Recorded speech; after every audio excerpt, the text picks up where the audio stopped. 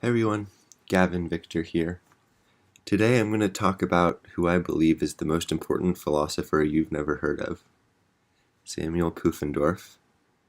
What he did is he complicated the paradigm of the Western canon and expanded what it meant to do philosophy.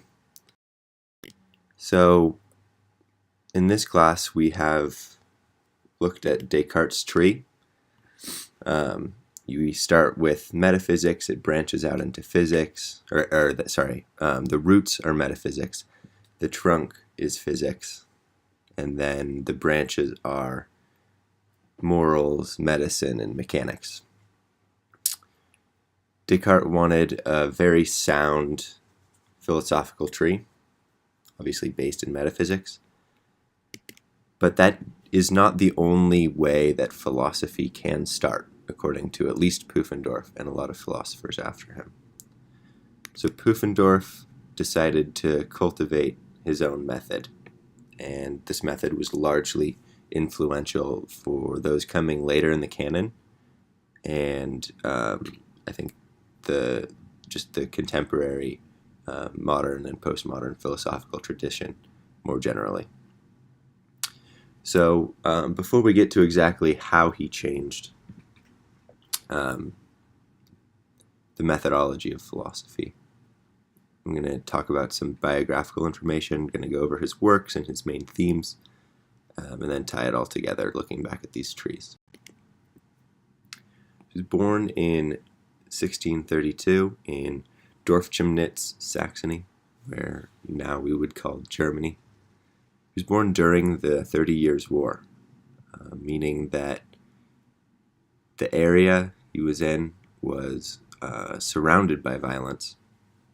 The war came to villages peripheral to his, and eventually, when he was 7, actually, he had to evacuate his village to get somewhere safer. His father was a Lutheran pastor. This was really important for his philosophy, as was this war-torn youth. But his father, being a Lutheran pastor, is what brought him to university. He went to a university to study theology and decided to switch to philosophy.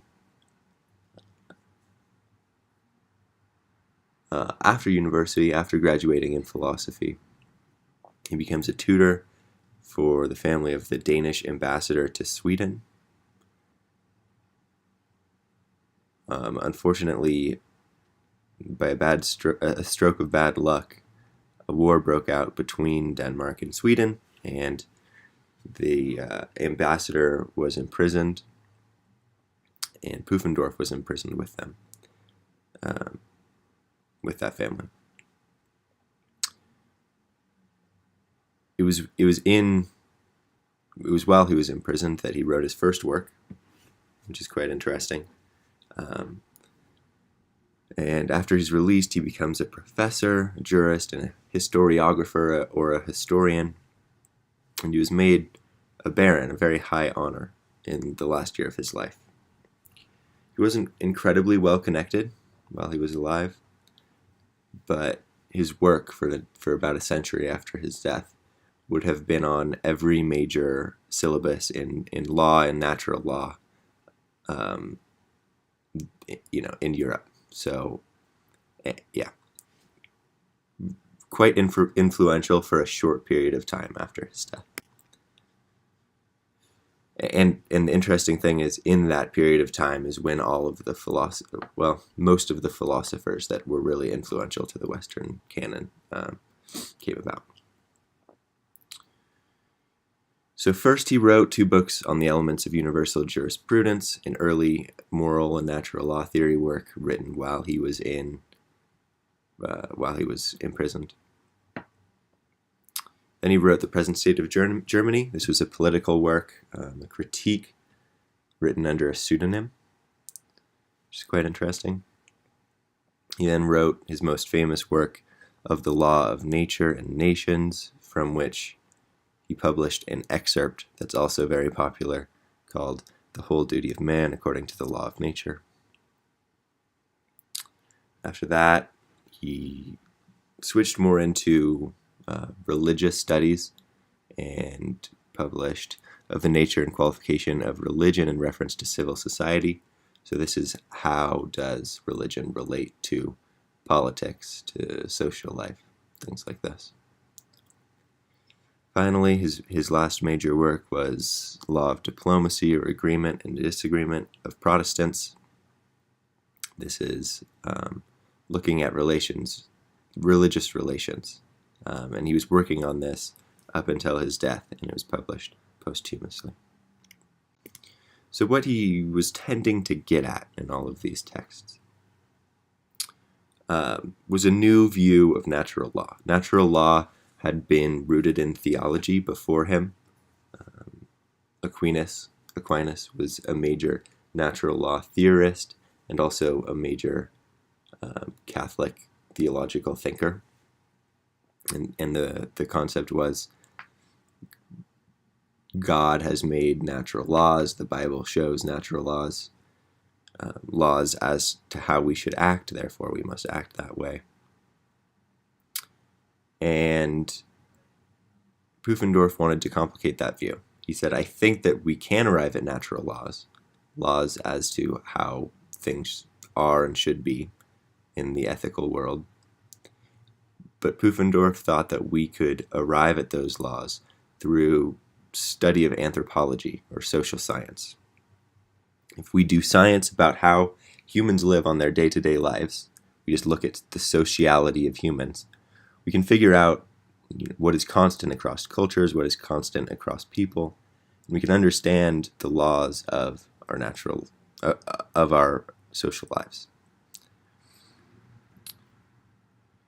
Broadly, Pufendorf's work falls into the ethical school of voluntarism, which is the belief that laws exist, ethical laws exist, but humans choose to either act in line or out of line with such laws. So, in order to act in line with such laws, Pufendorf creates the conceptual categories of moral entities.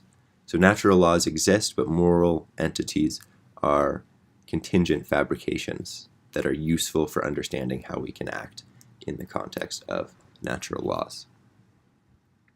There are 4 types: states or conditions, that's one type. There are substances, there are moral qualities, and there are moral quantities. And so if we understand how all of these interact in a given situation, we will understand how best we can operate within the natural law and act ethically. So the methodology is well summed up in the preface to his first work by the editor, who says, "He divided such action according to its object, principles, affections, and effects, and thus developed a view of the moral world as a hierarchically arranged tree of definitions that embrace the central legal concepts in an allegedly self-contained and complete system." So here we have another tree analogy, and we'll get back to that. But we see a very methodological view of doing essentially a proto-scientific, depending on what your view of science is, proto-scientific ethics. And interestingly, his political theory was simply an extension of his ethical theory. He believed that as humans can't live alone, it's a natural law that we must live in community. When we create this society, there's a best way to do it, and there's a best way for people to interact with each other, and therefore political realities are simply a human social reality. So his political theory is simply an extension of his moral theory, which is quite interesting. Actually, the government or the sovereign or the state is considered to be a moral entity, just like a human or a person would be a moral entity, which is quite interesting. And he's known as an architect of modern liberalism. He was, formative for the Western political model on points like social contract theory, natural rights, self-preservation, self-determination, all these central tenets of what we know to be the Western political model. Okay, so back to the trees. We are familiar with Descartes' philosophical tree: roots, metaphysics; trunk, physics; branches, moral systems, medicine, and mechanics. Pufendorf might have kind of faded away, but he did something really interesting to this view of the philosophical tree. He planted his own and looked at it in a kind of topsy-turvy way. So we can actually think of the tree backwards. So instead of the kind of fruits being the end of the philosophical expedition, as Descartes did, we can think of the roots being the grounding of our philosophical thinking into actual reality. So Pufendorf wants us to look at the social nature of humans as if they are leaves on twigs, and then on branches, and then on arms, and then connecting in a specific way to the trunk.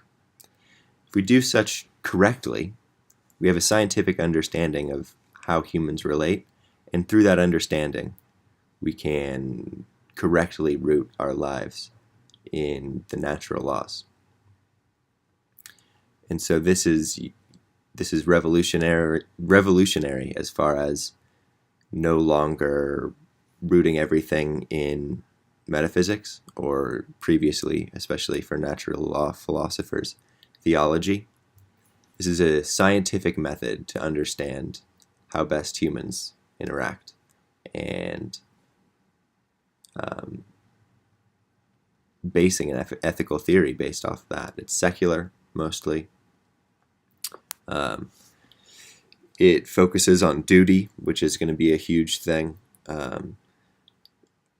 coming into Kant, and the social lens is also going to be really important for thinkers like Hume. We already read how Hume wanted to say, as much as we are rational creatures, we are social creatures.